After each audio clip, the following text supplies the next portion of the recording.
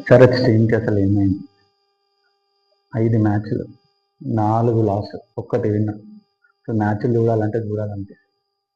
Travis head మంచిగా ఆడుతాడు అనుకుంటే అసలు ఆయన ఆట చూడాలంటేనే చూడాలనిపిస్తుంది. బ్యాట్కి హెల్మెట్ పెట్టిన ఆయన అసలు ఏం ఆడుతున్నాడో నాకు అర్థం అవుతుంది. అభిషేక్ శర్మ అట్లనే ఉంది. అభిషేక్ శర్మకి ఏమైంది? మా ఫేవరెట్ యువరాజ్ సింగ్ చూపిస్తాడు ఏమంటే ఆయన అట్లనే ఉంది. మళ్ళీ తర్వాత ఇషాంత్ కిషన్ ఫస్ట్ రాగానే మాకు మొత్తం హైప్ పెంచిండు 100 కొట్టి. ఆయన వచ్చిన కదా ఒక 300 క్రాస్ అవుతుంది, మళ్ళీ రికార్డ్ బ్రేక్ చేస్తామని అనుకున్నాం. అదే లేదు. ఇంకా తెలుగు అబ్బాయి నితీష్ కుమార్ రెడ్డి వస్తున్నాడు, ఆడుతున్నాడు, వెళ్ళిపోతున్నాడు అంతే. ఆయన గ్రౌండ్లోకి ఎందుకు వస్తున్నాడు, ఎందుకు పోతలేడు నాకైతే ఏం అర్థమవుతుంది. ఇక క్లాస్ అండ్ అసలు మాస్ అనేది ఏం లేనే లేదు. క్లాస్ అనేది నాకు తెలియదు.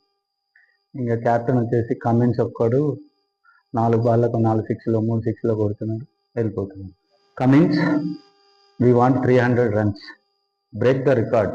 కప్పు లేకపోయినా పర్లేదు, 300 రన్స్ కొట్టాలి. భయపడిచ్చే టీమ్గానే ఉన్నాం. We always support SRH.